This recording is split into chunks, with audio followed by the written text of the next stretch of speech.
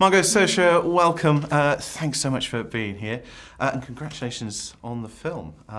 First of all, tell us who both of you are playing. I'm playing Mary Queen of Scots.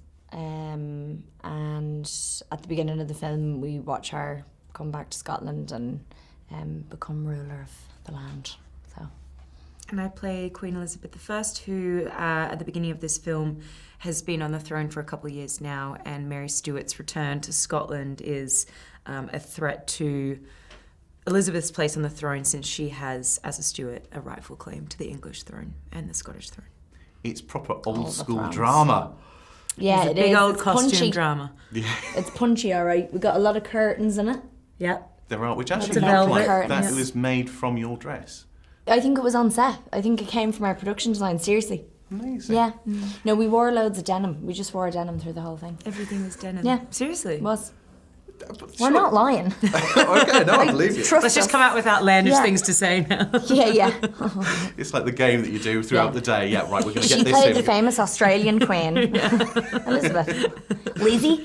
Lizzie, Queen Lizzie? as we call her. It's a part that you sort of wanted to be attached to for a very long time. Why did it take so long?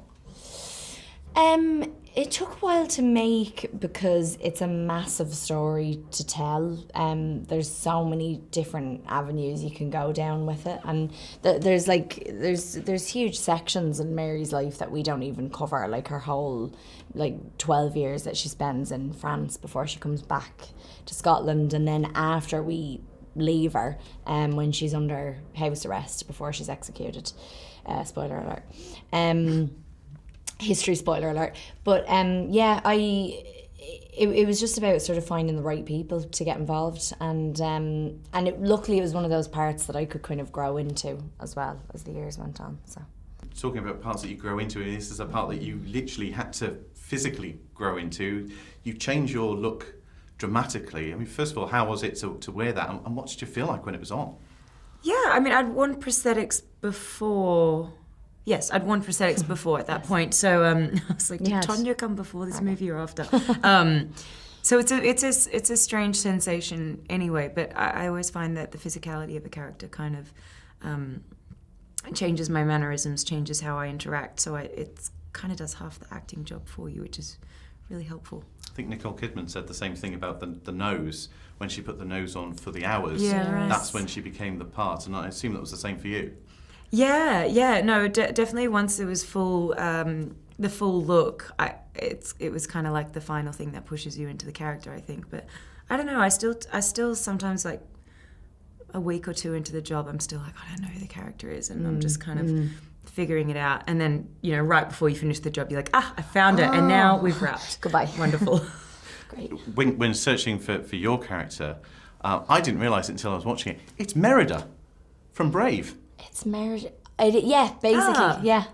I didn't think Isn't of it? that. Yeah, I mean, she's just every Celtic warrior queen, really. She's an icon in Scottish history and in British culture and or British history. So yeah, it was amazing getting to play a Celtic queen. I think that was one of the things that really drew me to it initially, was just getting to play someone who was going to be so feisty. Obviously, very, very British. But a couple of Australians in the film, yourself with Old Neighbours alumni, Mike. I Guy still Pearce. call him Mike. Guy Pearce, I after all these know. years. Is that his character's name in it? It was. Yeah, True fan. He'll never I die. really am.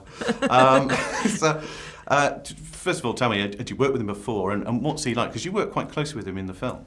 Yeah, so Cecil and Elizabeth's relationship throughout history is, I mean, you could say they were the most successful political partnership in history. And Cecil really had a vendetta against Mary. Even after her death, he worked so hard to kind of, this endless smear campaign to destroy her name. So obviously that caused a lot of conflict since they were cousins, and Elizabeth was really reaching out and yearning for that,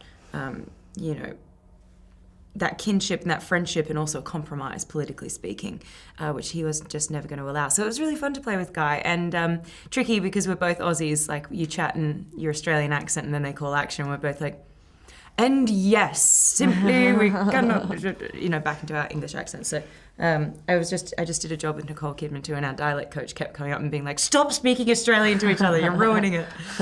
Well, I think Guy must have watched a lot of Blue Panic because he didn't half sound like David Attenborough. Right, yeah. Listen, congratulations on the film, and can I just whisper it? Get your award outfits out because I think you're going to need them come January. Just take the curtains from here. Yeah. I like it. Velvet dress. Put a little brooch on it.